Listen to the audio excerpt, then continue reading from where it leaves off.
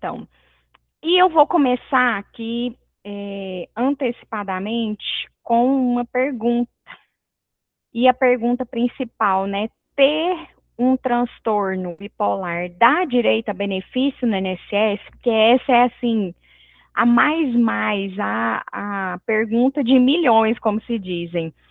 E eu já de cara eu vou trazer aqui a resposta. Depende. Ah, mas depende do quê?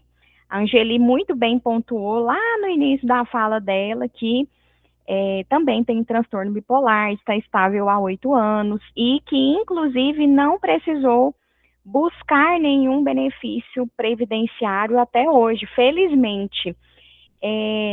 Por isso que eu comecei com essa pergunta, porque depende, porque não é o diagnóstico em si que garante o benefício. E ainda eu coloquei aqui automaticamente, nada é automaticamente no INSS. É preciso analisar uma série de questões, né? Primeiro, que não é automático no INSS, e segundo, que nós vamos analisar não apenas o diagnóstico, mas todas as nuances que envolvem o diagnóstico. Dentre elas, aqui a Angeli muito bem pontuou inicialmente, que como que está esse quadro, como que está possivelmente através do uso de medicação, se essa pessoa está fazendo ou não acompanhamento regular com o médico, né, a equipe multidisciplinar, terapias, como essa pessoa tem enfrentado isso no dia a dia, se traz ou não uma incapacidade, se traz impedimento sim ou não, como é a realidade vivida por essa pessoa no dia a dia. Então, por isso que depende. E aqui eu vou trazer como exemplo, eu não quero que seja visto com maus olhos, né? Mas em que sentido? Eu gosto sempre de fazer analogias com relação a isso, para que fique mais claro de entender, porque é uma doença também comum, aliás, muito mais comum do que a bipolaridade, e é mais fácil, às vezes, de visualizar. Que exemplo que eu vou trazer? Eu tenho certeza que eventualmente não, quase que com certeza as pessoas aqui que estão nesse grupo conhecem alguém que tem diabetes. Se pudessem aí me sinalizar no chat, inclusive, conhece, sim ou não? Tenho certeza que pelo menos uma pessoa vocês vão conhecer, porque é uma doença muito comum. E aí eu pergunto para vocês, quem tem diabetes tem direito a algum benefício do INSS? É a mesma resposta, pessoal. É a mesma resposta. Depende. Depende do quê? Exatamente dessas questões que eu trouxe aqui para vocês, de como essa pessoa está, como está o tratamento, se ela possui um quadro controlado, sim ou não. Por que que eu trouxe essa doença que é tão comum? Porque com certeza alguém aqui ou tem essa doença, ou conhece um avô, um tio, até a própria mãe, etc., a própria pessoa que tem essa patologia, que é muito comum, não apenas no Brasil, né, mas de modo geral, e é mais fácil de visualizar. Uma diabetes controlada por si só, um diagnóstico por si só, não vai dar direito ao benefício. É, eu sei que essa resposta, ela não é uma resposta boa. Aliás, a gente brinca na área do direito que a gente estudou durante 5 anos ou mais para quando alguém perguntar alguma coisa, a gente responder depende, porque depende de uma série de fatores, não apenas aqui na minha área, que é o direito previdenciário, mas o Israelito está aqui do consumidor, do criminal, e ele pode me responder da mesma forma, depende, vamos analisar o caso. Porque, de modo geral, eu incorreria em muitos erros de dizer categoricamente sim ou não para uma determinada pergunta. Às vezes, uma pessoa de fato poderia ter direito ao benefício se a gente fizer uma análise pormenorizada, e às vezes não. Então, a gente precisa sim se atentar aos detalhes para conseguir trazer uma resposta que seja mais correta.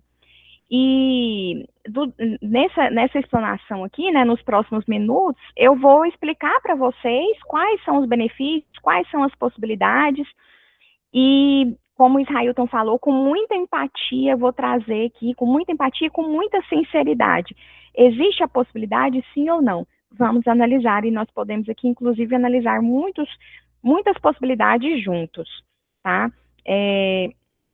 porque esse depende aí não é a melhor resposta, mas é a resposta que nós temos nesse momento. Por quê? O mesmo diagnóstico, ele pode trazer, né, realidades diferentes. A Angeli trouxe aqui o quadro dela, porém, nós temos no dia a dia muitas pessoas que, infelizmente, não estão estáveis, não conseguiram, inclusive, um diagnóstico correto. É muito comum aqui, eu não sei se vocês já viram, né, mas para mim que trabalho com direito previdenciário, às vezes chega um atestado médico, um relatório, e tem lá CID, F, tananã. E aí na frente tem um ponto de interrogação. Às vezes tem mais de um CID e um deles tem CID X e o ponto de interrogação. Por quê? Isso significa que pode ser que aquele diagnóstico não esteja fechado, pode ser que naquele momento o médico esteja, digamos assim, investigando que se é de fato aquele diagnóstico. Então, todas essas nuances estão ali relacionadas aos problemas enfrentados por quem está buscando um benefício no INSS. E o que é de fato analisado não é só o CID, porque não é o diagnóstico, não é só o CID que dá direito ao benefício. Então, a gente vai precisar analisar aqui todo o histórico que a pessoa tem, toda a evolução, quantos anos, quanto tempo de tratamento essa pessoa faz, qual que é a intensidade das crises, se essas crises estão controladas, se elas estão controladas somente com a medicação, quais são os tratamentos realizados, né? A medicação já passou por todos os farmacológicos, né? Todas as possibilidades de medicação e ainda não adequou, ainda não estabilizou o quadro. Essa pessoa trabalha sim ou não? Há quantos anos vem esse diagnóstico? A pessoa tem o diagnóstico há, sei lá, 10 anos, 20 anos. O diagnóstico foi na juventude, na adolescência, ou ele só foi confirmado agora. Além disso, leva-se em conta, essa pessoa trabalha, ela já conseguiu inserir-se no mercado de trabalho, ela estudou, ela conseguiu concluir, né, os estudos, ela fez uma graduação, quais as limitações funcionais, dentre outros fatores. Aqui eu pontuei vários tópicos e eu poderia discorrer por muito tempo a respeito disso, mas, de maneira geral, o que eu gostaria de dizer para vocês, nenhum diagnóstico sozinho pode dizer sim ou não para um benefício. Então, nós poderíamos aqui trazer inúmeros exemplos, e eu vou pontuar, assim, Angeli, eu vou te usar de exemplo aqui, acho que quase a noite toda, porque é um exemplo muito bom de uma pessoa que não precisa de um benefício. Se hoje a Angeli chegasse no escritório e me dissesse, da forma como ela me falou, eu estou em um quadro assim, eu estou estável há 8 anos, eu faço acompanhamento, tananã, tananã, Angeli, eu não visualizo possibilidade de benefício para você, não hoje, não um benefício por incapacidade, não um BPC, por quê? A situação demonstrada por ela é essa. Aí a gente vai fazer a análise do quê? Da documentação médica, o que o médico que faz o acompanhamento vai dizer. Até porque o que ela me trouxe traz, digamos assim, uma fotografia de agora. Se a gente fizer aqui uma foto, 19 horas e 18 minutos, nós teremos um recorte momentâneo, né, muito simbólico de cada um que está aqui essa noite, né, de cada um que está aqui essa noite. Mas a análise para a possibilidade de um benefício, ela precisa ser feita como se fosse um filme. E esse filme, quem vai trazer? Por quê que eu digo isso? A perícia, ela analisa como você está naquele momento, a perícia do INSS. Quem vai trazer o filme? A forma como você vai trazer essa doença ali na hora da perícia, que chama-se exame clínico, né? A anamnese que vai ser trazida, colhida durante a avaliação, e ainda os relatórios médicos, o prontuário que vai trazer todo o seu histórico, desde quando você está fazendo acompanhamento, há quanto tempo, qual medicação já foi utilizada, se você melhora sim ou não. Inclusive, é muito comum nas perícias a pergunta: você sente que você fica melhor, você sente melhoria com o uso da medicação? Sim. Se você fica melhor, você não precisa do benefício.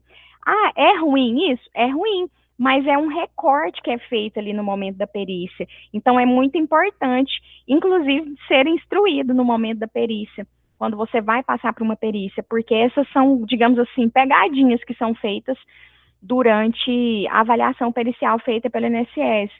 E nega muito benefício? Nega. Não apenas para, né, quem tem transtorno bipolar, mas quase 70% dos benefícios do INSS hoje, o resultado dos requerimentos é a negativa. Num primeiro momento é a negativa.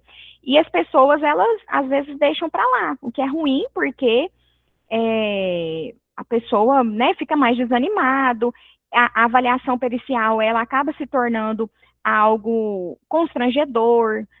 Muitas pessoas relatam, inclusive, que se sentiram, né, humilhadas ali naquele momento, porque você vai expor, vai se abrir, vai contar, ou até nem tem essa oportunidade de contar a sua vida, porque tem perito que simplesmente não vai ouvir nada. Ele olha ali por cima, não olha a documentação médica de maneira detalhada e toca o barco, né, sem se importar de fato com o que a pessoa precisa, com o que ela está vivenciando. Então, de modo geral, o que a gente precisa? Analisar todas essas nuances, o histórico, a evolução, os medicamentos, os efeitos adversos, porque, por exemplo, muitos medicamentos, eles trazem efeitos. Aí eu vou dar um exemplo aqui: sonolência, a pessoa fica sem condições de dirigir, sem condições de operar a máquina. Aí a gente traz aqui uma pessoa que é vigilante armado noturno. Como que essa pessoa que toma medicação que dá sono, e ela vai trabalhar à noite? Porque a medicação, ela já é feita, tem os horários corretos para serem utilizados, então precisa sim ser avaliada a atividade profissional que essa pessoa exerce, os medicamentos, os efeitos colaterais que elas trazem, né, esses medicamentos trazem, as limitações, porque aqui nós temos diversas reações de cada medicação e também do próprio transtorno que a pessoa deixa de fazer, o autocuidado e tudo mais. E o impacto que isso vem trazendo para a pessoa, para a família, ali para o seu grupo familiar, porque todos são impactados a depender de como está o quadro, tudo isso precisa ser analisado. Mas, como eu disse, infelizmente, lá na hora da perícia, se você leva um simples atestado, ou ainda, eu estou falando da perícia, ainda está bom. Hoje, os benefícios do INSS, como que é o procedimento? Você vai fazer um requerimento online, que a ideia, quando surgiu, aqui vou trazer uma história que nem estava no meu roteiro, como surgiu essa questão da análise remota? Lá na pandemia, por quê? Fechou tudo, não tinha jeito de fazer a perícia, como que nós vamos trazer benefício para essas pessoas que precisam? E aí surgiu lá a análise documental. Essa análise documental, ela tem um intuito muito bom, muito positivo, não apenas pensando nessas pessoas, mas naquelas que moram a quilômetros de distância de uma cidade que tem uma agência do INSS. Eu não sei de onde vocês estão me acompanhando nesse momento, né? Eu estou falando de Goiânia. Goiânia tem 5 agências do INSS. Aparecida de Goiânia, que é uma cidade vizinha, né, pertinho aqui, metropolitana, tem uma agência. Mas eu tenho cidades aqui no próprio interior do estado de Goiás que tem 500 quilômetros para ter uma agência. E olha que eu estou falando de Goiás. Se a gente vai para regiões do norte, nordeste, a distância é muito maior. Então, vamos ampliar para a questão da análise documental para facilitar o acesso ao benefício dessas pessoas. O intuito, a ideia é muito boa, né? A ideia do governo, a ideia do INSS, mas eles acabam deturpando, e foi isso que aconteceu mais uma vez, por isso que a Angeli até comentou, saiu uma notícia muito ruim. Sim, inclusive eu trouxe lá um vídeo no meu Instagram explicando sobre isso,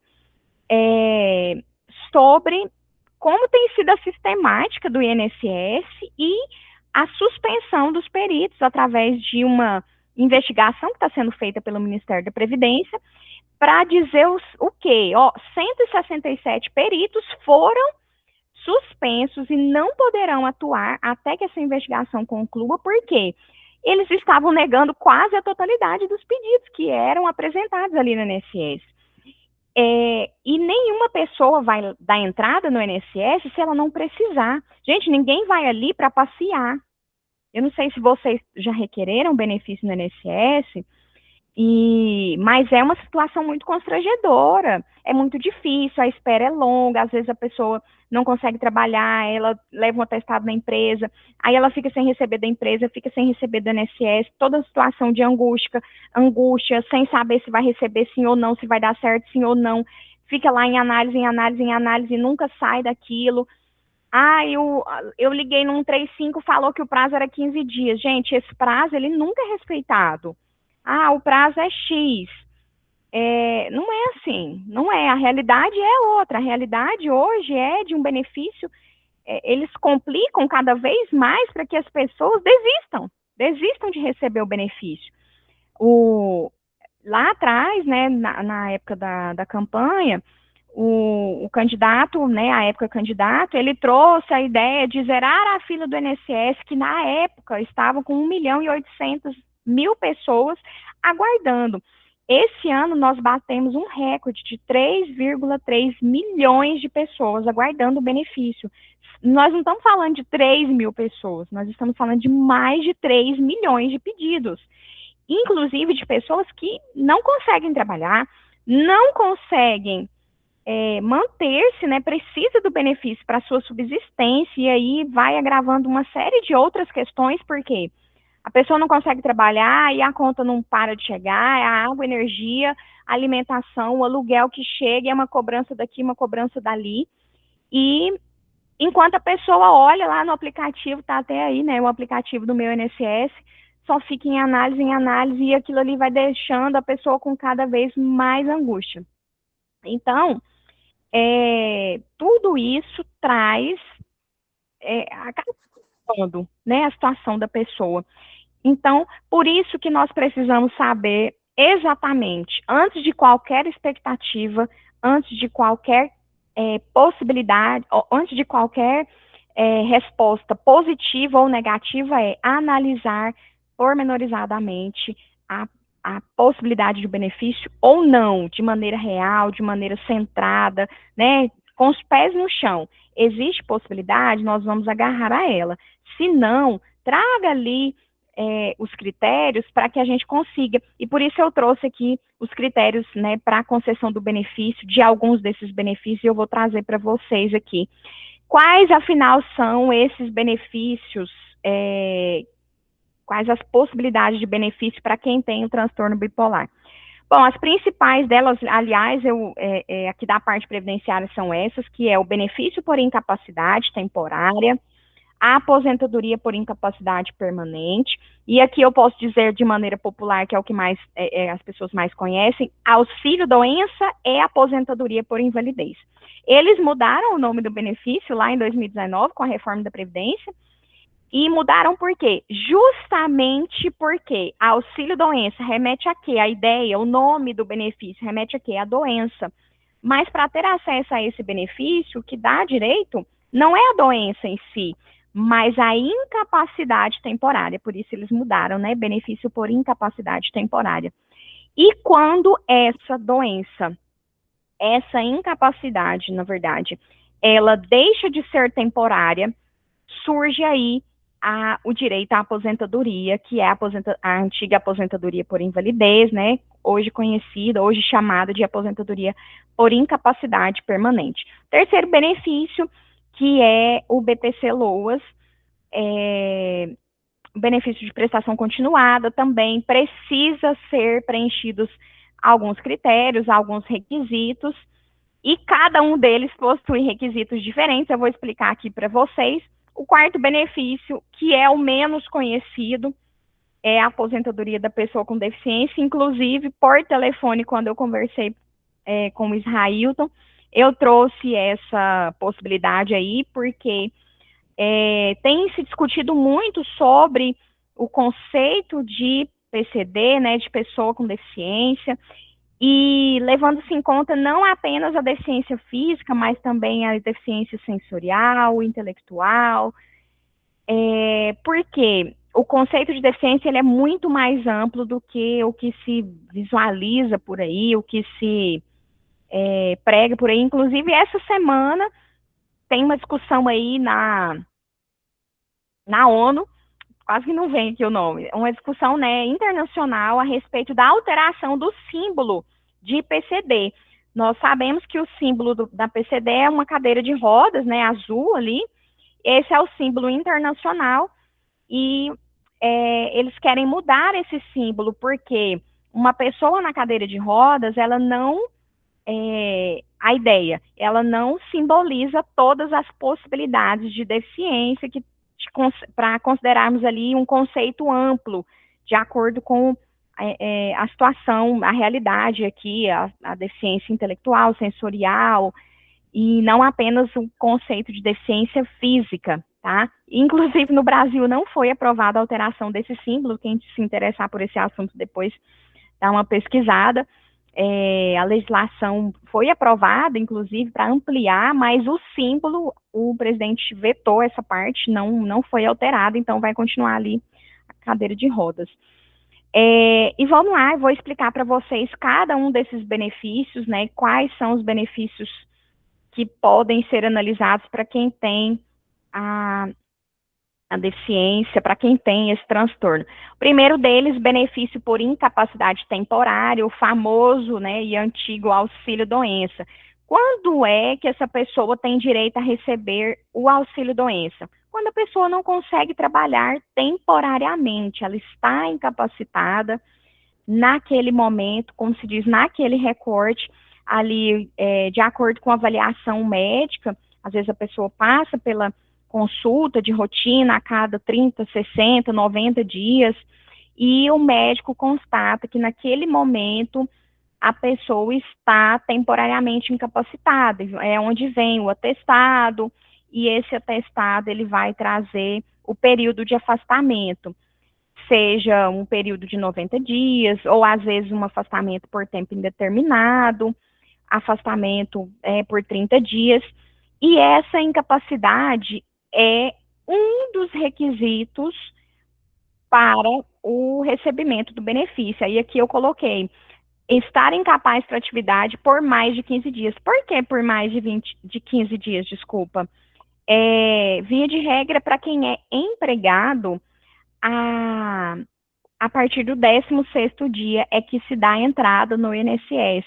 Se a pessoa for contribuinte individual, que é aquela pessoa que paga o carnê, ou quem paga a guia do MEI, a partir do primeiro dia de afastamento, também para quem é empregada doméstica, a partir do primeiro dia de afastamento. Então, precisa estar incapacitado, através de documentos médicos ali comprovados, relatório, atestado, e trazer aqui um atestado, um documento médico que vá demonstrar, que vá sugerir esse período de afastamento. Esse é o primeiro ponto, o primeiro requisito necessário. O segundo ponto é possuir o que a gente chama de qualidade de segurado, que é, afinal, a qualidade de segurado.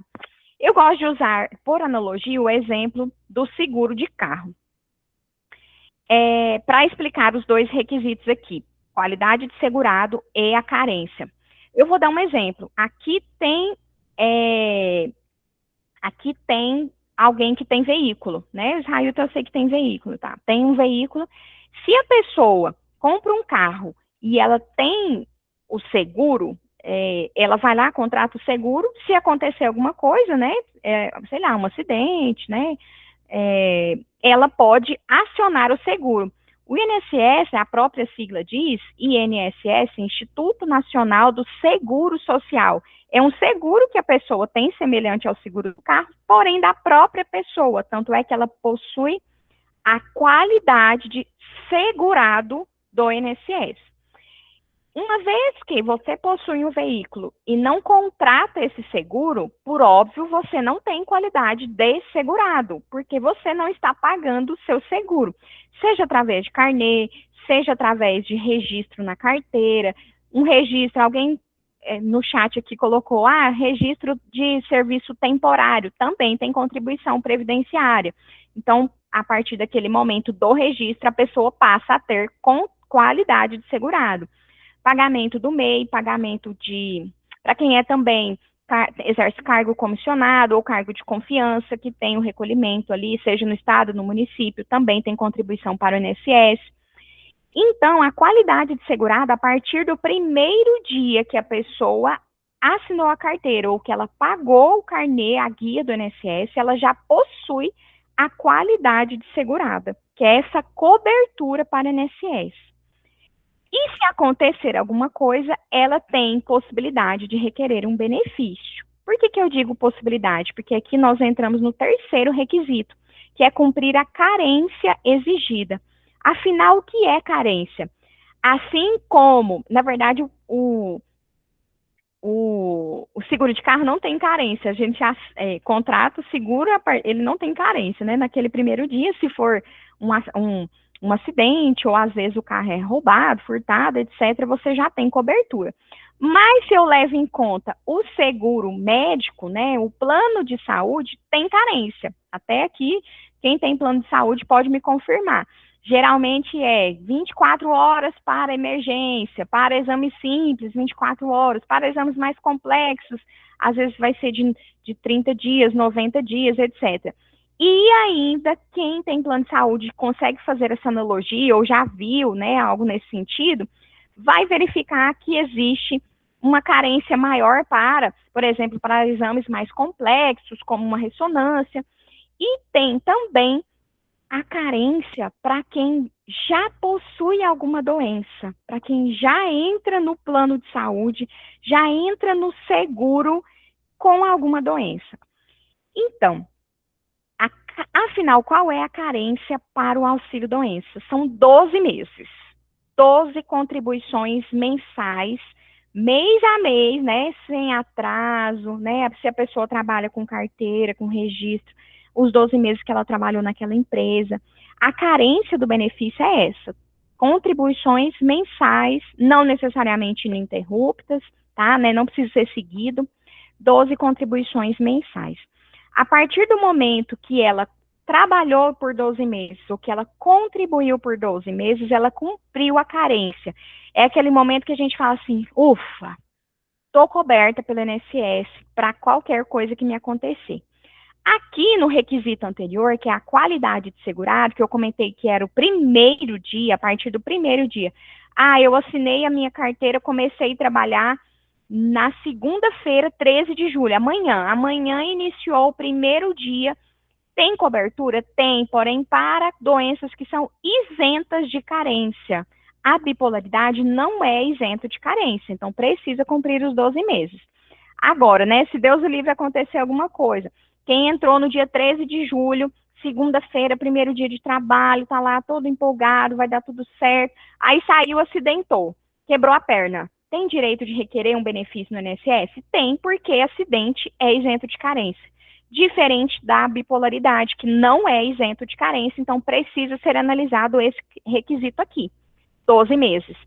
Esses 12 meses, eles vão ser analisados ali ao longo da vida, e se a pessoa já contribuiu, faz muito tempo que ela não contribui mais, deixou de contribuir, chega muito, mas eu contribuí quando eu era jovem e já tem 10 anos que eu não pago INSS.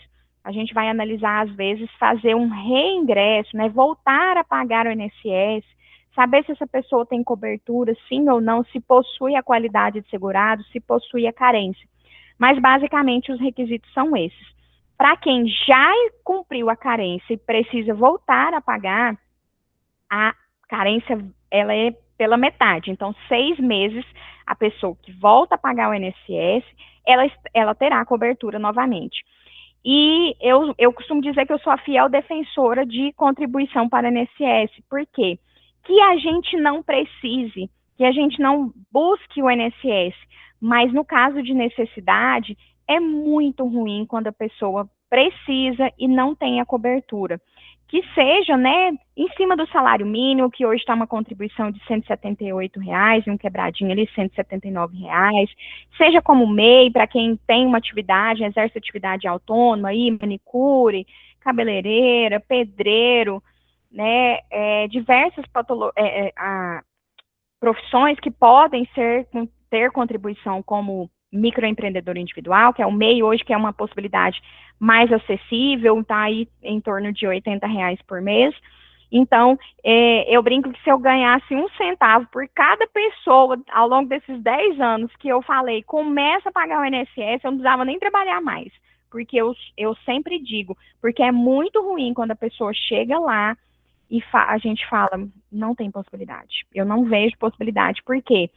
E principalmente se você já foi lá, deu a entrada no INSS, mostrou para o INSS que você tem essa doença, que você tem esse problema de saúde, e aí ele te nega por conta do quê? Da carência. Nunca paguei o INSS. Tem direito a receber auxílio-doença? Não tem. Não tem. Se não tem contribuição, não tem direito a receber o auxílio-doença, porque não contribuiu para o INSS. E aí acontece aqui o que a gente chama de seguro de carro batido, voltando ao exemplo do carro. O Israilton comprou um carro, mas ele já estava sem o para-choque. E aí ele contratou o seguro. Ele comprou o carro na sexta, já veio sem o para-choque. Quando foi na segunda, dia 13 de julho, ele foi lá e contratou o seguro. E aí ele falou, o seguro, olha, eu comprei esse carro aqui, estava batido, você conserta? Ele vai falar, não, isso aí é doença pré-existente. Então, não tem possibilidade. Então, é nesse sentido, pessoal. Então, tem que tomar cuidado. Inclusive, se você não fez nenhum requerimento no INSS ainda e você não paga o INSS, cuidado. Analise a sua situação antes de fazer o requerimento, para que a gente consiga construir uma narrativa, que a gente consiga construir o seu direito. Existem algumas estratégias que a gente utiliza para que você tenha acesso ao benefício, ainda que não seja hoje, que é a sua necessidade maior, mas que num momento breve, futuro, você consiga, né, ter acesso a esse benefício. Vocês conseguiram entender essa analogia que eu fiz aqui do seguro de carro, do seguro de vida, do plano de saúde, seguro de vida não, do plano de saúde, vocês conseguiram entender com relação a isso, com relação aos requisitos do benefício, ok? E quem não estiver empregado, no caso de temporário, via de regra, tem contribuição para o INSS também, viu? Teria que analisar, verificar com relação a isso. Gente, chegou 2 perguntas aqui bem longas, eu vou deixar para o final, porque se eu for ler aqui, às vezes eu me perco. Vou deixar para o final, tá? Aguarda aí a pergunta de vocês. Vou passar para frente aqui. Outro benefício é a aposentadoria por incapacidade permanente. Muito semelhante ao auxílio-doença, o que precisa aqui comprovar a incapacidade para o trabalho, porém, uma incapacidade permanente, uma incapacidade que seja total, né? Aqui eu trago, inclusive, que não seja possível a reabilitação profissional. E diferente de uma doença que seja crônica, de uma doença que seja permanente, incurável, aqui entra a incapacidade permanente. É diferente do benefício anterior e é diferente do critério de duração. Eu preciso comprovar que eu tenho uma doença, ela precisa ser demonstrada de caráter permanente, irreversível, que não tem possibilidade de reabilitação, uma pessoa que não consegue aprender uma outra profissão, não consegue reinserir-se no mercado de trabalho, conseguir fazer um curso ou uma nova, que seja uma nova graduação, que seja uma nova, finalizar os estudos, porque é muito comum que a pessoa às vezes nem tenha terminado o ensino básico e esteja requerendo esse benefício. E aqui entra, além do preenchimento dos outros requisitos, que é a carência, a qualidade de segurada, né, de segurado. Então, a aposentadoria, ela entra aqui no caráter mais definitivo. Lembrando, pessoal, a aposentadoria por incapacidade permanente, ela não é definitiva. Aí, pessoal, meu Deus, como assim? A aposentadoria não é definitiva? O que acontece? Onde que eu vou parar com isso? A aposentadoria só se torna aposentadoria por invalidez, essa. ela só se torna definitiva a partir dos 60 anos de idade. O que que isso significa? Se eventualmente aqui a Angeli, eu não sei quantos anos a Angeli tem, mas eu tenho certeza que ela tem menos de 60 anos. Se ela eventualmente fosse aposentada hoje pelo INSS, ela estaria livre de passar por perícias? Não. Ela poderia ser convocada para uma revisão a qualquer momento ou a cada 2 anos. Então, pessoal, a aposentadoria ela só é definitiva quando a pessoa já recebe o benefício por mais de 15 anos e tem pelo menos 55, ou quando ela se aposenta e completa 60 anos de idade. Então tem que tomar cuidado com relação a isso também. Para quê? Para guardar os documentos médicos, porque se você for convocado para perícia médica de revisão, você precisa comprovar que está em tratamento, que ainda está fazendo acompanhamento médico, que ainda precisa do benefício. Então, aqui vai a dica de ouro, a dica que vocês vão guardar aqui. Quem ainda não tem e faz acompanhamento, né, médico e regular, já vai fazer uma pastinha, um envelope e vai escrever documentos médicos e vai guardar receitas, relatórios, atestados, exames que eventualmente faça, né, a depender da medicação, faça alguns exames com regularidade, vai guardar esses exames, esses documentos médicos ali, prontuários, relatório de internação que eventualmente aconteça, vocês vão guardar. Por quanto tempo? Gente, por muitos anos. Para que você consiga lá na frente, numa eventual necessidade, comprovar o seu direito, comprovar que você faz acompanhamento e todos os requisitos para ter direito a receber o benefício. Bom, aqui agora eu trouxe um outro benefício, que é o BPC, e o ponto principal do BPC é não exige contribuição previdenciária. Diferentemente do que eu trouxe, que era o auxílio-doença e a aposentadoria por invalidez, não existe aposentadoria por invalidez sem que a pessoa tenha contribuído para o INSS. Aí é muito comum a gente ver, fulano nunca contribuiu e aposentou. Mentira, não tem essa possibilidade. Só é a aposentadoria se tinha contribuição para o INSS. Ainda que seja pouco tempo de contribuição, ainda que seja só o período da carência, existe a necessidade lá atrás, né, dos outros dois benefícios de que tenha contribuição. Diferente aqui, o BPC, ele não exige contribuição para o INSS e entra aqui, num primeiro momento, aquelas pessoas que nunca contribuíram ou que têm pouco tempo de contribuição ou ainda que já contribuíram, porém deixaram de contribuir há muito tempo, né? Tem mais de 10 anos que eu não contribuo, hoje eu não tenho mais cobertura para o INSS, não tenho mais qualidade de segurado. Qual a possibilidade de se analisar? Quando chega uma pessoa no escritório, né, a primeira análise aqui, a primeira questão que a gente precisa analisar é um histórico chamado extrato previdenciário, que é o CNIS. A primeira questão, antes de fazer qualquer análise de incapacidade, de impedimento, enfim, qualquer análise documental, qualquer análise médica, a gente precisa analisar com relação ao INSS. Então, às vezes que a gente diz, tem o acesso do Gov? Porque é lá que tem o seu histórico funcional, o seu histórico junto ao INSS, lá que vai dizer se já fez perícia, se não fez, se já requereu benefício, se não, e também quais são as possibilidades, a gente vai partir dali para analisar as possibilidades, né, do INSS. E o que é, afinal, que precisa ser preenchido de requisitos aqui no BPC? Impedimento de longo prazo. Aqui eu não estou falando de incapacidade. Sai aqui o conceito de incapacidade, entra esse conceito de impedimento, que significa o quê? O impedimento, ele leva em conta como essa pessoa enfrenta as barreiras de participação plena, né, de participação efetiva na sociedade, Se essa pessoa que tem um transtorno, se você que tem um transtorno bipolar, como você consegue enfrentar as mesmas barreiras que outra pessoa que não tem bipolaridade enfrenta?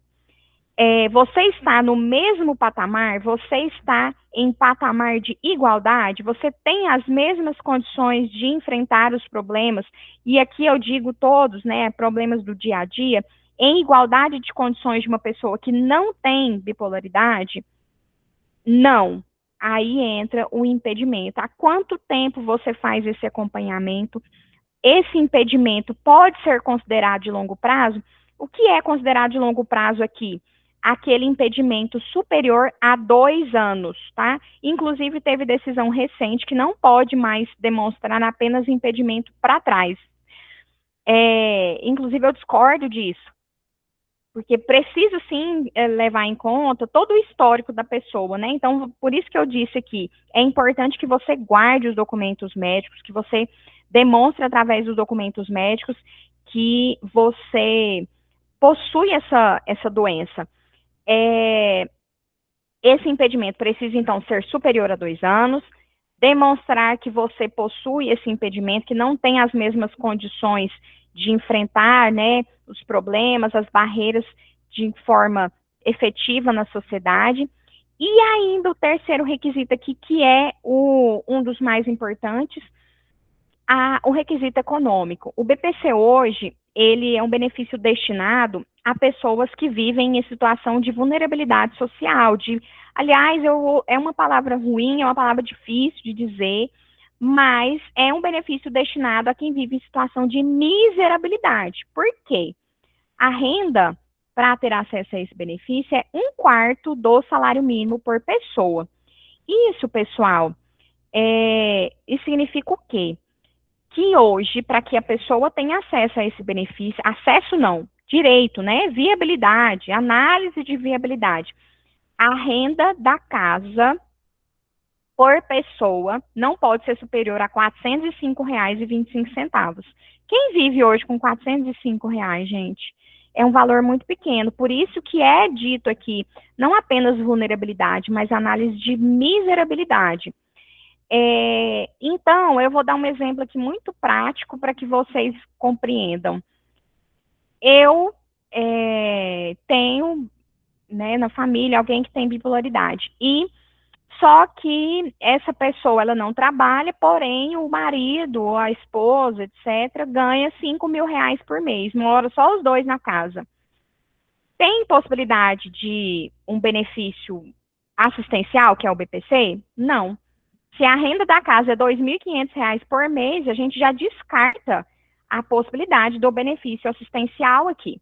O BPC, ele é um benefício assistencial, né? Lá, tanto é que a pessoa precisa se inscrever no CadÚnico, tem que ir no CRAS, que é o Centro de Referência de Assistência Social do município, fazer esse cadastro, comprovar que é de baixa renda, precisa preencher os critérios para ser considerado como baixa renda, e um dos critérios é esse aqui. Então, para quem tem renda própria, pode ser considerado como pessoa de baixa renda, vive em situação de vulnerabilidade? Depende. Por exemplo, se eu tenho uma renda, uma única renda, mas eu tenho 4 filhos, eu recebo um salário mínimo e eu tenho 4 filhos. Um salário mínimo por mês dividido por 5 dá menos do que menos que R$ 405 por mês, que é o critério que a lei determina. Isso, pessoal, eu estou dizendo que a lei determina, tá? Na justiça, o INSS, ele segue o quê? O que a lei determina. Preto no branco, como se diz. Faz-se a renda, faz-se a análise da assistente social. Se você preenche o requisito econômico, sua renda declarada no CadÚnico é de R$ 300. Você preenche o requisito econômico? Sim. Sua renda declarada no CadÚnico é de R$ 450. Preenche o requisito? Não. Eventualmente, uma pessoa que não preenche o requisito econômico no INSS, pode ser que na justiça essa pessoa consiga demonstrar a necessidade do benefício, a necessidade levando em conta critérios subjetivos. Aí a gente entra, leva em conta eles olham tudo, tá, pessoal? Na justiça, vai um assistente social na sua casa, ele vai fotografar tudo, olha até quantas escovas de dente tem no banheiro, para saber se você está falando verdade ou não. Ah, eu moro sozinho, mas tem 5 escovas de dente lá no banheiro. Como que você mora sozinho e tem tanto? Ah, eu moro sozinho, mas tem 5 camas. Como que você mora sozinho? Como que você é que mantém a sua casa? E aí, uma série de questões. Se tem TV, se tem forno, se tem micro-ondas, se tem geladeira, se essa geladeira é boa, se tem, é, é, sei lá, coisa que eu já vi que negar por causa de bebedouro. Gente, é um absurdo. Tinha um bebedouro daqueles elétricos, né? Não pode ter filtro em casa, tem que ser filtro de barro, não pode ser bebedouro daqueles elétricos lá. E aí, é muito complicado. Esse benefício aqui não é um benefício bom. Claro que ele entra num momento de vulnerabilidade, de necessidade da pessoa, e sim, hoje é um benefício muito, né, um benefício muito comum, porque pessoas que não tiveram contribuição para o INSS ou que tiveram pouco tempo de contribuição acabam entrando aqui. Mas é todo mundo que tem bipolaridade ou que tem qualquer outra doença que tem direito a receber esse benefício? Não, não é. Precisa analisar o requisito econômico. Aqui, eu gosto sempre de usar de exemplo o Marcos Mion, que é um apresentador, já esteve em nem sei quantas emissoras, nem sei qual emissora ele está agora, eu acredito que vocês conheçam. O filho dele, ele tem uma patologia. O filho do Marcos Mion tem direito a receber o BPC, pessoal? Ele não tem renda própria, mas a família dele tem. Eu dou um exemplo assim bem esdrúxulo, bem ao extremo, porque justamente por conta do que a gente comentou lá no início, por conta da expectativa. O médico às vezes vai virar e vai falar assim: ah, você tem bipolaridade, você tem direito de receber um benefício do INSS. Opa, peraí. É só a doença que precisa ser comprovada? É só a incapacidade que precisa ser comprovada? E não é. Então, tem que tomar cuidado com relação a isso, até para que você não vá gerar expectativa, se frustrar lá na frente e, eventualmente, né, agravar. Por quê? Eu vou trazer um outro benefício, que é o quarto benefício que eu separei para vocês, que na minha concepção, enquanto profissional, é um benefício muito bom, pensando que no longo prazo, pensando na possibilidade aqui de alguém, claro que tem os momentos eventualmente tem os momentos de impedimento, de incapacidade, mas que tem os momentos de estabilidade, um quadro estável que garanta lá na frente a gente trabalhar essa questão. Mas por que eu disse, né, que eu seria muito, muito franca com relação a isso? É muito comum chegar no escritório e a pessoa, o médico me disse que eu tenho direito a um benefício no INSS, mas a pessoa nunca contribuiu para o INSS, a pessoa não tem, né, qualidade segurada, não tem a cobertura do INSS e também não é de baixa renda. O marido ganha bem, ou a esposa, ou até o filho, se for o filho solteiro, porque aqui leva-se em conta o grupo familiar. Quem é o grupo familiar? Quem mora na sua casa que preenche os critérios. Alguém falou aqui que mora de favor, aqui eu vi no chat. Se você mora de favor, eventualmente você não faz parte do grupo familiar daquela pessoa. Na casa do meu avô. Tive alguns registros na carteira, porém atualmente com o avanço não consigo mais. Existe a possibilidade, porque se a gente comprova que não faz parte do grupo familiar, essa pessoa pode ter direito ao benefício, porque o grupo familiar, ele é um rol, é como se fosse uma lista ali. Quem faz parte do grupo familiar? Via de regra, pai, mãe, filhos solteiros ou enteados. Se você casou e mora na mesma casa que a sua mãe, você não faz parte do grupo familiar da sua mãe ou do seu pai. Se você casou, divorciou e voltou a morar na casa da sua mãe, você não faz parte do grupo familiar dela. Apesar de que isso aqui é uma briga eterna com as assistentes sociais. Eles precisam colocar todas as pessoas que moram na casa. Porque pelo endereço. Mas ainda que você mora com seu avô, avô não faz parte do grupo familiar de neto, neto não faz parte de grupo familiar de avô. Diferentemente de filho solteiro. Se você mora com a sua mãe tem renda, ainda que você seja maior, etc., você faz parte do grupo familiar da sua mãe, se você for solteiro, tá? Casou, não faz parte do grupo familiar. Divorciado também não faz parte do grupo familiar. E aqui a gente daria muitos outros exemplos aqui de possibilidade de grupo familiar. Aqui eu trouxe também a diferença de incapacidade e deficiência. A incapacidade ela está mais relacionada à possibilidade de exercer em si uma atividade profissional, né, de conseguir trabalhar. Já a deficiência é um impedimento de longo prazo com relação às barreiras, né? Em que barreiras, gente? Ao convívio, no dia a dia mesmo, na sua rotina, né, de participação plena e efetiva, como essa doença ela pode se tornar, ela pode ser considerada uma deficiência a ponto de te impedir de participar de maneira plena e efetiva na sociedade de modo geral.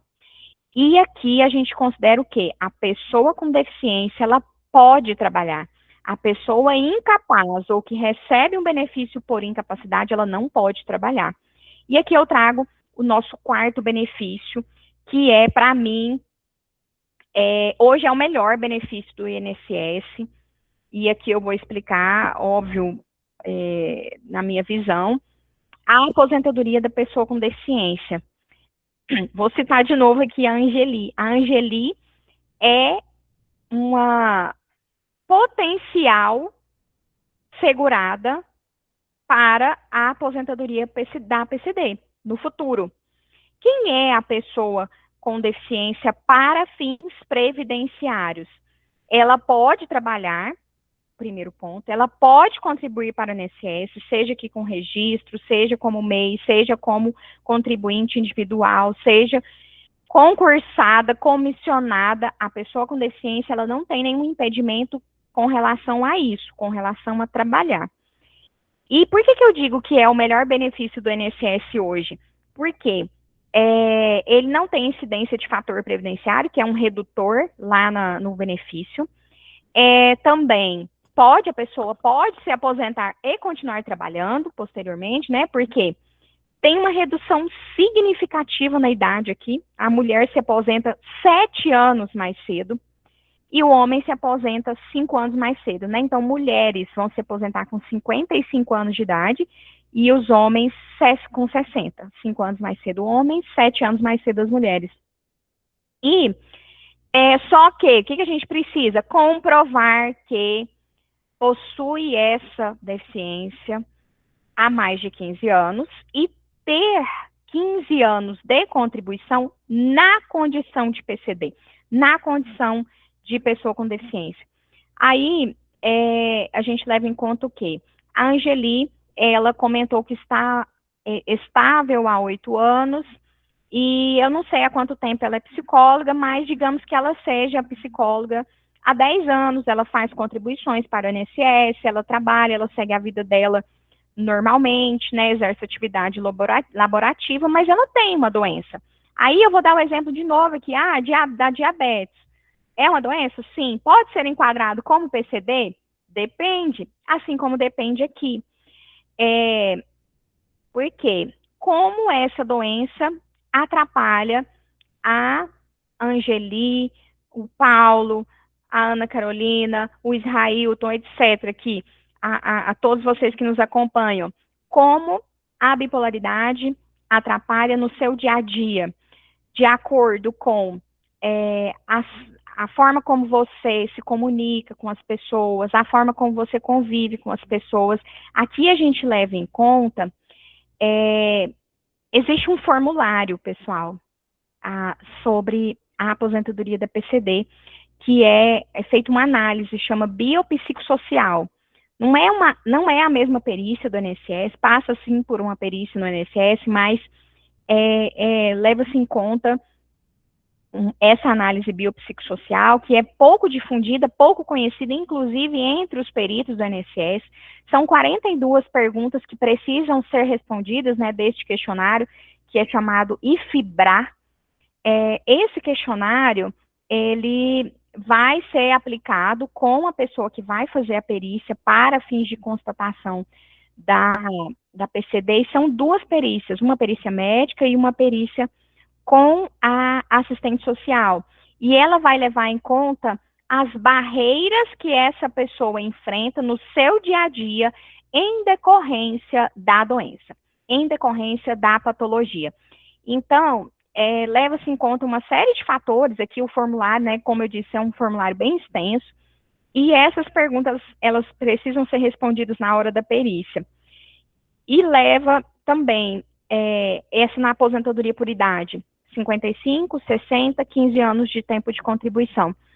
E o que é muito comum, hoje, os diagnósticos, eles têm sido feitos tardiamente. Não, aqui eu vou trazer não apenas o transtorno de bipolaridade, mas diversos outros diagnósticos, né? E aí, é importante que você guarde essa documentação. Eu vejo aqui que tem muitas pessoas jovens que estão nos acompanhando, e aí, eu consigo trabalhar, mas às vezes eu tenho uma crise, e aí eu fico afastado por um período. Aqui entra essa aposentadoria da PCD, entra o que essa pessoa que consegue trabalhar, tem ali seus períodos de recaída, mas volta para o mercado de trabalho, restabelece a capacidade laboral, consegue voltar a trabalhar e pode ter a possibilidade de lá na frente conseguir esse benefício que ele é mais vantajoso. Não tem. Por que eu digo que ele é mais vantajoso aqui? Tem a redução da idade, não tem incidência de fator previdenciário, que é o redutor, e também você não tem que dar satisfação para o INSS depois. Se aposentou, pode continuar trabalhando se eventualmente quiser, pode abrir uma empresa, pode seguir sua vida sem dar satisfação. O BPC, por exemplo, eu até esqueci de comentar sobre isso, o BPC também tem revisões periódicas, e é um benefício que está sendo cortado demais, né? Falando lá, pulei essa parte, pessoal. O BPC, ele é alvo constante de revisões do INSS. Na busca ali, a ideia de combate à fraude, mas muitas pessoas estão recebendo o benefício e, de fato, não têm direito a receber o BPC, especialmente por conta da renda. Quando começou a receber, às vezes preenchia o requisito econômico, mas alguém da casa começou a trabalhar. Eu tenho um filho, aí o filho começou a trabalhar porque ficou maior de idade, a renda dele entrou ali no Cade Único. Então, pessoal, é um requisito precário, um benefício precário o BPC. Eles estão marcando cerrado mesmo no BPC e tem cortado muito. Cada dia é mais comum chegar no escritório falando sobre cartinha lá de revisão, suspende o benefício, inclusive tem que devolver valores. Aí tem pessoas que estão com a monta lá de 80 mil, 100 mil, 120 mil reais de cobrança do INSS. Então tem que tomar cuidado. Por isso que eu defendo aqui, é todo mundo que consegue contribuir para o INSS? Não, não é. Não é todo mundo. E não adiantaria eu falar que, vai contribuir para o INSS e pronto, acabou. Não é eu que vou pagar seu INSS. Eu não sei se você tem condições, afinal, você está sem trabalhar, você não consegue, etc. E tem outras prioridades. Mas o INSS, ele precisa ser visto também como uma prioridade, porque é a possibilidade de um benefício lá na frente, tá? Então, tem que pensar, sim, na possibilidade de contribuir para o INSS para que vocês tenham uma estabilidade melhor, pensando na renda, pensando no benefício, para que vocês consigam, né, maior dignidade para fazer tratamento, comprar medicação e tudo mais. E o que faz toda a diferença na hora de requerer um benefício? A documentação médica.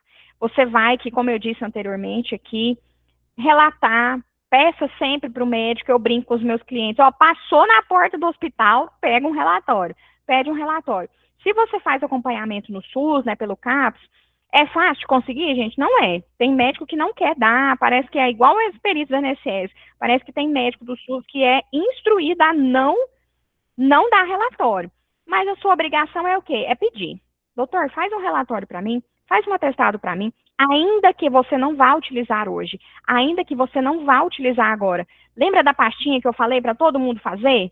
Vai guardar nessa pastinha, porque no momento de necessidade, o profissional que está te acompanhando, né, um profissional, um advogado da sua confiança, que seja de fato especialista em direito previdenciário, ele vai conseguir separar esses documentos, organizar esses documentos em ordem cronológica, de maneira a dizer se vai ser necessário, se vai ser possível utilizar esses documentos ou não. Porque, às vezes, todos os documentos que você tem, a gente vai ter que desconsiderar também, se a gente for fazer um quê? Um reingresso.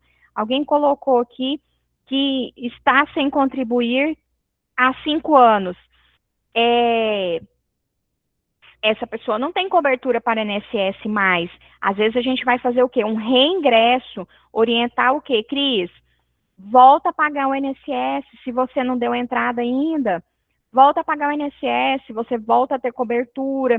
Daqui a um tempo a gente faz esse, né, faz um reingresso, faz um requerimento para que você consiga comprovar que tem direito lá na frente. Pode ser mais vantajoso do que o BPC. Tudo isso vai ser analisado o quê?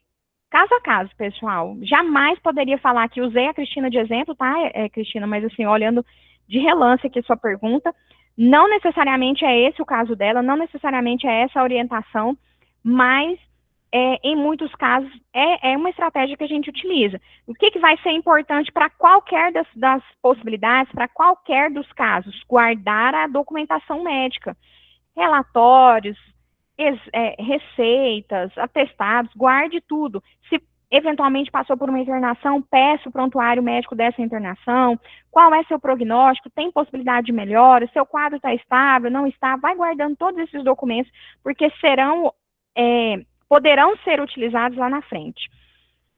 Como eu disse aqui, crie esse histórico, não espera precisar do benefício para organizar a documentação. Se a gente pensa em um benefício previdenciário, é um benefício assistencial, que é o BPC, a gente precisa comprovar pelo menos 2 anos de impedimento. Se você nunca pegou nenhum documento médico, como você vai provar que você está em tratamento? Como você vai comprovar que tem direito a receber o benefício se você nunca guardou nada, nunca pegou um atestado? Então, guarda, faz essa pastinha aí ao longo dos anos. E aí, se a gente for pensar na aposentadoria do PCD, a gente precisa comprovar quanto tempo. Quem vai lembrar aí? Manda no chat para mim que vocês estão prestando atenção. Quanto tempo que a gente precisa comprovar de impedimento de longo prazo? Para responder aqui, quanto tempo que a gente vai precisar guardar esses documentos? 15 anos, pessoal. A gente precisa comprovar 15 anos de impedimento. Isso significa que eu vou precisar guardar um relatório por 15 anos? Sim. Isso significa que se você tiver um documento médico de 15 anos atrás, você está muito bem instruído. Vai lembrar de mim daqui a 15 anos, guardando esse documento médico? Manda notícias para mim depois. Porque faz toda a diferença, viu, pessoal? Faz toda a diferença lá na frente, na hora de pleitear um benefício, seja o BPC, seja o auxílio-doença, uma aposentadoria por incapacidade permanente, ou até a aposentadoria da PCD. É muito importante que essa documentação esteja organizada, atualizada, guardada, tudo direitinho. Aí eu trouxe aqui também 5 erros que podem prejudicar o seu pedido. Resumidamente, né? Achar que é só o CID que vai garantir o direito ao benefício, não é, como eu já disse anteriormente. Apresentar a documentação genérica ou insuficiente. Você não sabe o que você vai apresentar, leva um atestado, mas não leva receita, ou leva um atestado que não está, um relatório que não está favorável para você. Não organizar o histórico, né, para demonstrar que você faz um tratamento de longo prazo, para saber exatamente o que você precisa demonstrar. E isso está relacionado ao 4º tópico aqui, que é não compreender qual benefício que será solicitado. Tem benefício que você precisa comprovar que a incapacidade é de hoje para frente. Tem benefício que você precisa comprovar 15 anos. Tem benefício que você precisa comprovar 2 anos de impedimento. Então, cada caso é único, pessoal. E aqui, o 5º ponto. desistir do direito porque houve um negativo. O INSS nega benefício? Quem aqui já teve um benefício negado pelo INSS? Manda aí um joinha para mim. É triste, não é? É muito mais comum do que vocês imaginam. Muito mais comum negar o benefício do que conceder. Então, quem já teve esse benefício negado é comum? Sim, é muito comum. E o que, que não pode fazer? E eu falo isso para qualquer pessoa que não seja comigo ou que seja comigo. Às vezes eu tenho cliente que eu ganho todos os processos, pessoal, abertamente aqui de coração. Não, eu não ganho todos os processos. Eu não vim aqui para falar que eu sou a melhor advogada do mundo. Eu dou o meu melhor e eu comemoro cada benefício concedido junto com o meu cliente. Mas, infelizmente, às vezes a perícia não traz o melhor quadro, às vezes a pessoa esquece de levar a documentação médica, chega atrasada, não está num bom dia, etc. O que, que não pode acontecer? Desistir. O INSS nega? Nega. Nega muito. O que, que você não pode fazer? Desistir do benefício. Então, desistir do benefício não pode ser uma opção, tá? Porque a negativa do INSS não necessariamente é porque você não tem direito. Às vezes você não tem direito àquele benefício, às vezes você não tem direito naquele momento, ou você não cumpriu um requisito por algum erro ali pontual. Não pode deixar para lá, tá? Desistir não é uma opção, tá? E outra questão aqui, benefício foi negado. O que, que eu tenho que fazer? Faltou comprovar a incapacidade, faltou comprovar a deficiência, não tinha qualidade segurada, não tinha carência, né? Não tinha cobertura para o INSS, não tinha documento médico. Primeiro ponto que você precisa fazer é o quê? Negou por quê? Ah, negou porque o perito não gostou de mim. Pode ser também, pessoal, aqui, ó. Infelizmente, às vezes tá tudo redondinho. Tá aquele assim que a gente, nossa, sai lá do escritório assim, ó, se Deus quiser vai dar tudo certo. E nega. Ele fala assim, não tem lógica. Parece que o perito cumpriu a cota dele de concessão e negou seu pedido. Às vezes acontece. Mas é importante saber o quê? Negou por quê? Onde está o erro? Ah, meu erro foi porque eu não tinha cobertura. Ah, porque eu não levei documento médico. Porque eu fiz o pedido errado. Eu não cumpri o despacho, eu não cumpri, né, as exigências que o INSS abriu. E aí, eu faço o quê? Eu vou desistir? Não, a gente já aprendeu aqui que desistir não é uma opção. Não deixe, assim, é desânimo, né? Vem aquela, fica pior, a pessoa passa pela perícia, é humilhação, chega lá, o segurança já te trata mal, a pessoa da recepção não tá nem aí pro seu caso. Infelizmente, a humilhação começa a hora que você entra no portão. Mas, o que, que você precisa fazer, pessoal? Mantenha-se firme, porque vai negar. É muito mais comum. O governo quer economizar dinheiro, e é uma forma de economizar é negar o pedido. Nega o pedido, você fica 30 dias bloqueado, né? Aí que seja por atestado. Aí fala que o atestado tem rasura, fala que a letra está ilegível, sendo que o documento é digitado, fala que não tem período de afastamento, sendo que tem período de afastamento. A gente vê, assim, negativas absurdas, coisas que você fala assim, não tem cabimento ter negado esse pedido. Mas nega. Por quê? Porque ele quer que você desista. E por isso que eu falo aqui, seja comigo ou com qualquer pessoa, seja sozinho ou com qualquer outro profissional, não desista. Não desista, porque é isso que a INSS quer. E aí a gente vai entrar no quê? Qual é a medida cabível? Ah, eu vou descobrir a negativa, eu vou fazer o quê? Eu vou entrar com recurso, eu vou entrar na justiça, eu vou recorrer, etc. Aí a análise, ela precisa ser feita ali de cada caso, pontual, para saber qual vai ser a melhor medida a ser tomada, para saber o que precisa ser feito naquele momento para você, às vezes traçar uma nova alternativa, numa nova rota, e às vezes começar do zero, porque fez tudo errado, vamos começar do zero do jeito certo. Então, tudo isso precisa ser analisado. E sempre baseado no quê? Não desista.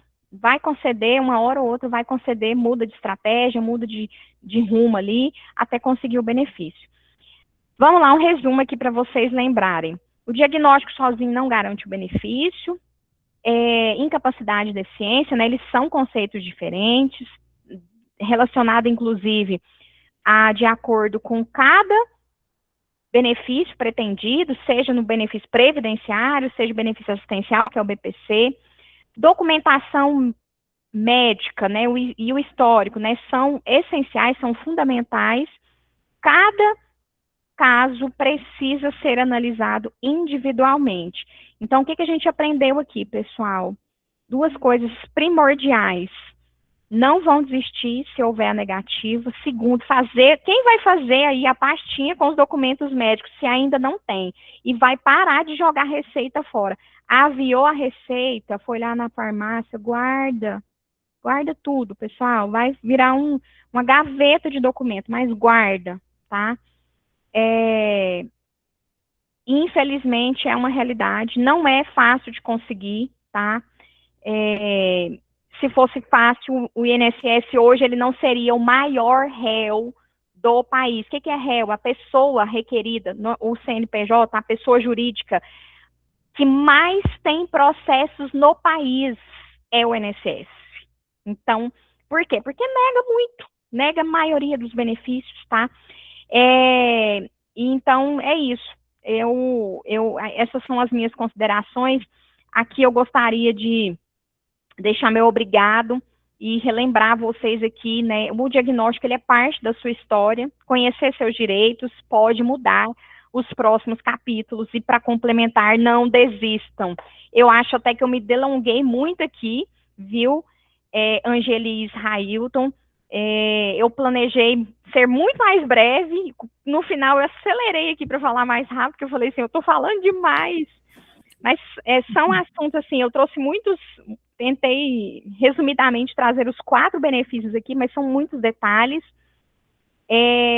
mas resumidamente é isso, e eu me coloco à disposição, tá, agora para as dúvidas, aí de acordo com aí a Angeli, Israelton, etc., o Paulo que está de mediador, para colocar as perguntas, não sei se vai ser por áudio, no chat, como vocês preferirem, mas obrigada mesmo, eu espero ter contribuído para vocês, aí a cada um de vocês, e trazer também uma pontinha de esperança, porque é difícil, mas não desiste, porque... Doutora, tem uma pergunta assim que talvez você tenha respondido ali, mas é muito, muito comum aqui, né? Por exemplo, o paciente, ele está afastado, daí, de repente, o INSS, ele corta o benefício, né? Nega o benefício. Porém, eu e o médico, a gente acha que o paciente não pode voltar ao trabalho. E aí, né, volta a trabalhar, como é que a pessoa vai voltar a trabalhar se ela não tem condições e o benefício foi negado? Mantém o relatório, continua tentando lá, mesmo em casa, porque a pessoa não vai trabalhar, ela apresenta a documentação que o médico não quer que ela volte ao trabalho, porque ela não tem condições. Eu também mando o meu relatório aqui, dizendo que não tem condições, mas tem que voltar ao trabalho, ou ela continua pedindo benefício, leva o relatório para a empresa, como é que ela tem que proceder? Ótimo. Primeiro ponto, passou pela perícia, foi negado, porém ainda persiste a incapacidade, não tem, aliás, ainda que não persista, cessou um benefício, foi negado, o que a pessoa precisa fazer? Se apresentar na empresa. Oi, empresa, bom dia, tudo bem? Negou meu benefício, cessou, recebi até ontem, recebi até sexta-feira. Estou aqui, estou à disposição de vocês. Para quem é empregado, precisa se apresentar na empresa. Da mesma forma que tem o exame admissional e o exame demissional, tem o exame de retorno. Aí, se eu estou falando que a lei determina, tá, Angeli? Porque tem empresa que não tem mal o exame admissional. Imagina o exame de retorno. O que a lei prevê? Existe esse procedimento. Empresa, eu estou aqui, o INSS negou meu benefício, e agora? O que nós vamos fazer? O que via de regra tem que acontecer? Encaminhar para o médico do trabalho. O médico do trabalho vai dizer sim ou não, pode retornar, sim ou não, ou com restrições. Se essa pessoa, ela é liberada para trabalhar com restrição, às vezes ela consegue, mas em outra área. às vezes ela consegue em outro setor, ou às vezes não tem possibilidade mesmo. E isso precisa ser relatado também pelo médico do trabalho, para dizer o quê? Primeiro, a pessoa vai dar satisfação para a empresa, para não dar abandono de trabalho, né, abandono de emprego, e aí a empresa, ela precisa ter ciência daquilo ali, porque a partir daquele dia que o benefício foi cessado, cessou na sexta, na segunda-feira, ela já está à disposição da empresa, o contrato de trabalho não está mais suspenso, tá? Aí, essa pessoa pode ser reintegrada, essa pessoa pode, inclusive, ser demitida a partir do momento que o contrato de trabalho ele está ativo novamente, tá? Uma série de questões aqui podem acontecer. Então, o primeiro ponto, apresentar-se à empresa. E aí, junto com a empresa, ela vai dizer se pode ou não voltar a trabalhar, e aí tomar as próximas medidas. Vai dar entrada de novo no INSS, vai entrar com pedido judicial, a empresa vai, olha, continua fazendo aí as suas tentativas, vai dando notícias. Inclusive, tem empresas que pedem para mandar atestado, que não tem necessidade, tá, pessoal? Mas é para que mantenha essa comunicação ali. A decisão que tem maior peso é a decisão do INSS. Pode ter um atestado da Angeli, pode ter um atestado do psiquiatra, pode ter o médico do trabalho falando que essa pessoa consegue trabalhar, ou não consegue trabalhar. Se o INSS negar, ele tem fé pública e maior peso, é como se fosse uma escala, o INSS tem maior peso. Lamentável, porque às vezes, né, o INSS está errado. Aí, quem que pode estar acima do INSS aqui? A justiça. Se o INSS negar, com toda essa cadeia dizendo que a pessoa não consegue trabalhar, via de regra, quem pode mandar, entre aspas aqui, no INSS vai ser a justiça, para reverter essa situação. Tá, no caso, então, assim, e se a pessoa for mandada embora, né, e ela continua, ela não consegue trabalhar, o que ela faz aí? Continua entrando com pedido no INSS ou acabou? É muito comum perguntar, tem estabilidade? Se não for comprovado que foi uma doença, provavelmente não, e aí você vai saber mais que eu aí. Eu não sei se a bipolaridade pode estar associada a uma doença ocupacional. Eu imagino que não.